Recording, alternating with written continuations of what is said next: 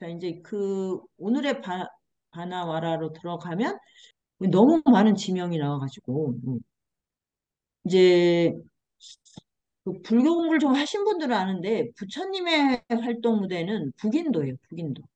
근데 그때 북인도의 가장 이제 큰 나라가, 세력 있는 나라가 마가다하고 코살라입니다. 네. 마가다의 국의 수도가 라자가하고 코살라국의 수도가 샤와티예요. 이게 많이 나와요. 여기는 중림정사, 여기는 기원정사. 네.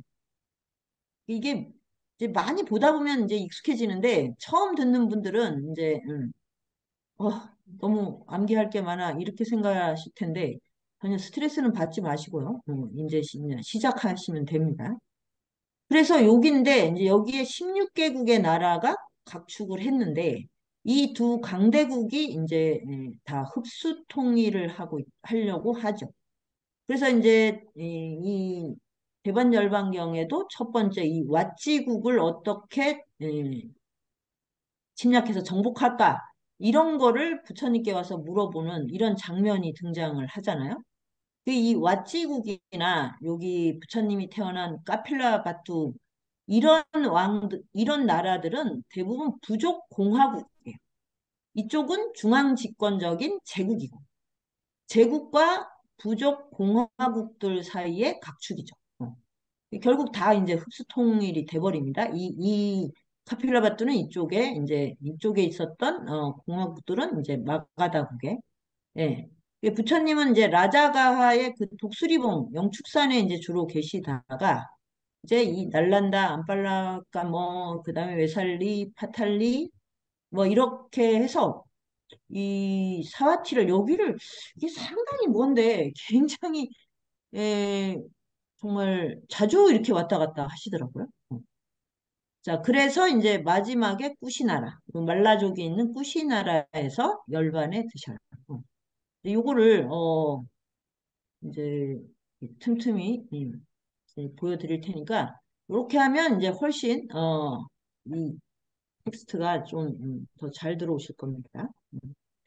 자, 그러면 이제 요 내용으로 들어가서 어 이제 다 읽으셨을 거고 안 읽으셨어도 이제 첫 번째 내용이 이렇게 시작이 됩니다. 네. 이와 같이 나는 들었다. 세종께서는 라자가에서 독수리봉 산에 머무셨다. 이게 자주 나옵니다. 이 마가다국의 라자가하, 영취산이라고도 하고 영축산이라고도 하는데 이게 제일 많이 나오는 게 어디냐면 서육이에요. 서육. 서유기에 이 삼장법사와 그 손오공 밴드가 가는 곳이 여기 영축산입니다. 영축산. 네. 서역의 영축산. 네. 여기서 이제 엄청나게 많은 이제 그 설법을 하셨고 반야신경도 여기가 배경이죠. 자, 그 무렵에 아자따 사투는 이게 누구냐면 아까 그 마가다국의 왕인데 마가다국의 왕은 빈비사라라는 왕이에요. 그 부처님하고 거의 나이가 비슷하고 부처님을 너무 출가자일 때부터 막 완전히 매료돼서 어, 이제 깨달음에 이른 다음에 바로 중림정사를 그 부처님께 바친 그 왕이 빈비사라 왕이고 아자타 사투의 아버지죠. 그런데 이제 이미 그러면 세상을 떠난 거죠. 아자타 사투가 지금 왕이 된 거는 이 아들이 그 아버지를 아주 참혹하게 죽였어요. 굶겨주고. 그 장면은 참 너무 끔찍합니다. 그러니까 제국이라는 게 이런 거예요. 그래서 얘가 이제 왕위에 올랐는데, 예, 뭐 하여튼 중간에 여러 이제 스토리가 있어요. 이 부처님하고의 관계에서.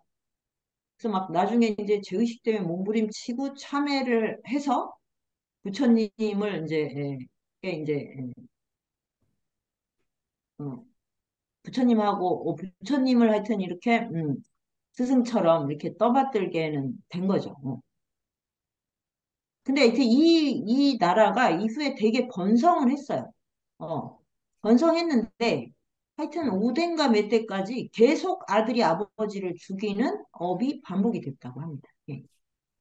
그러니까 제국이 있다고 나를 지키는 게 아니에요.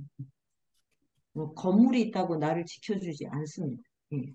그걸 아주 리얼하게 보여주는데, 하여튼 이제 그래가지고 이 아자타 사투가 아까 나온 그 왓지라는 부족공화국, 그러니까 공화국 체제를 유지하고 굉장히 활발하고 자유분방한 국가인데 여기를 공격하겠다고 부처님께 와서 그, 뭐야, 예, 부처님의 의견을 구한 거예요. 그러니까 이걸 보면 참 희한하죠. 그 왕들이 왜 부처님한테 와서 물어보지? 그러니까 그 이런 침략을 하고 합병을 할 때도 자기가 뭔가 자기의 어떤 뭐 철학이나 비전이 있는 게 아니니까 에, 이게 뭐 떳떳하지도 않고 당당하지도 않으니까 또 이렇게 스승한테 와서 물어보고 어 그게 이제 또 이제 그런 이제 그 현자들을 떠받드는 뭐 어떤 문화 이런 것들이 이제 인도에서는 있었던 것 같아요. 하여간 그래서 이제 조언을 구하라고 이제 자기 그 대신을 보냅니다. 그랬는데 그 부처님이 그럼 이런 거를 구했을 때 부처님은 당연히 침략을 하지 말아라 이렇게 할 것 같은데 그렇게 한다고? 절대 들을 리가 없거든요. 그 부처님의 나라인 카필라바투 그 석가족의 나라도 이제 멸망하기 전에 그 코살라국에서 침범을 했는데 부처님이 3번 가서 그 군대를 막았어요. 3번째는 이제 포기를 하셨죠. 그러니까 뭐 부처님이 이렇게 이제 싸울 때 가서 부처님의 신통력으로 이렇게 전쟁을 중재하고 이런 경우도 있긴 있지만 절대로 이 업이 강한 거는 부처님이 풀 수가 없어요. 부처님이 뭐 우리 그래서 부처님의 말씀 중에 내가 중생의 눈물을 닦아줄 수도 없고 그 해탈에 이르게 할 수도 없다. 오로지 그 길을 가르쳐 줄 뿐이다. 그런 건데 이렇게 이제 그러니까 이거는 이제 부처님이 이제 이 부처님의 승가 공동체가 이 제국이나 주변의 인근 국가들과 어떤 관계를 맺었는지는 알 수가 있습니다. 그러니까 예, 그 나라의 어떤 뭐야 욕망이나 이런 것하고는 거리 두기를 하되 그렇다고 완전히 이렇게 세속을 등지고 별도로 있고 이렇진 않은 거예요. 그 사이에 이렇게 존재하고 있는 그 사이에 있다는 걸 그런 거를 보여주죠. 그래서 부처님이 이제 이렇게 그 얘기를 듣고 어 이제 이렇게 표현을 해요. 왓지들의 그러니까 그 이제 대화체로 하죠. 왓지들이 이러이러하게 살고 있느냐라고 물어보고 그래서 이제 물어본 게 뭐냐면 민주적 절차를 참 중시한다. 그다음에 서로 화합한다. 그리고 올바른 법을 잘 지킨다. 그다음에 그 뭐야 연장자를 존중한다. 예, 그 여성들을 막 납치하거나 뭐 막 괴롭히는 그런 성도덕이 없다. 뭐 조상 숭배나 전통 신앙을 존중한다. 그리고 아라한들을 존중한다. 이런 거를 보면 그러면 왓지라는 국가를 그렇게 함부로 정복할 수 없다. 이렇게 이제 조언을 하는 거죠. 그럼 이제 부처님이 이 국가에 대해서 어떻게 생각했는지를 또 이렇게 알 수가 있고요. 그랬더니 이 얘기를 들은 이제 마가다 북의 대신이 아 그렇다면 예, 그래서 이걸 포기할 줄 알았어요. 아 그렇구나. 그러면 왓지는 정복할 수가 없네. 그래야 되지 않습니까? 근데 뭐라고 하냐면 이제 할 수 있는 건 상호 불신을 획책하는 수밖에 없겠습니다. 이러고 가서 사실 부처님이 이제 입적하고 3년 뒤에 결국 내부 분열을 획책해서 에, 그 왓지를 정복했다. 이제 이런 스토리가 뒤에 있어요. 그러니까 하여튼 뭐 이것도 뭐 좀 생각할 게 많지만 일단 하여튼 그런 이제 스토리가 앞에 나오고 나서 이제 부처님이 비구들한테 비구와 이 승가 공동체가 퇴보하지 않는 법, 이 얘기를 계속 하세요. 그러니까 아마 이제 열반으로 가는 여행에서 이제 비구들이 이 수행과 이 관계를 잘 유지하는 거를 당부하는 것이기도 한 거죠. 이렇게 해야 계속 수행을 하고 그다음에 이 네트워크를 유지할 수 있다. 이제 그런 이야기를 하시는데 이거는 굉장히 쉬워요. 그 앞에 우리가 막 죽음과 영원 뭐 이혼론을 벗어나고 이럴 때는 막 너무너무 막 심오하고 고원해서 막 이렇게 진짜 잘못하면 머리가 막 이제 터질 것 같은데 그래서 어떻게 해야 되냐 하는 그런 일상의 윤리로 오면 너무 쉽습니다. 그런데 우리 같은 중생은 이게 쉬우면 흘려듣고 너무 뭐야 심오하면 또 따라가지를 못해요. 그래서 양쪽 다를 안 듣죠, 사실은. 네. 그래서 요거를 잘 한번 새겨보세요. 비구들이 일곱 가지 이제 태보하지 않는 법. 정기적으로 모이고 자주 모여라. 뭐 이건 너무 쉽죠. 어느 조직이든 자주 모여야죠. 그래서 화합해. 잘 모여서 화합을 해야 된다. 어, 어, 잘 모였다 해산하고 그러면서 이 승가 공동체를 이끌어라.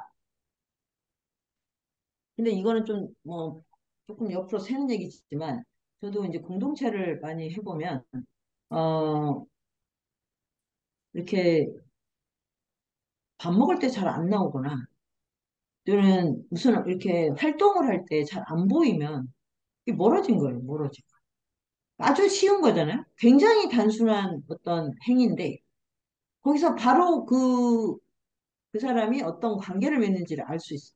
그리고 이 사람과 사람 사이의 밀도가 다 눈에 보여요. 근데 저만 그런 게 아니라 다 그래요. 어. 아, 저 사람은 요만큼 관계를 맺고 있구나. 또는 이만큼 떨어져 있구나. 양다리를 걸치고 이게 다 보인다는 게 굉장히 놀랍죠.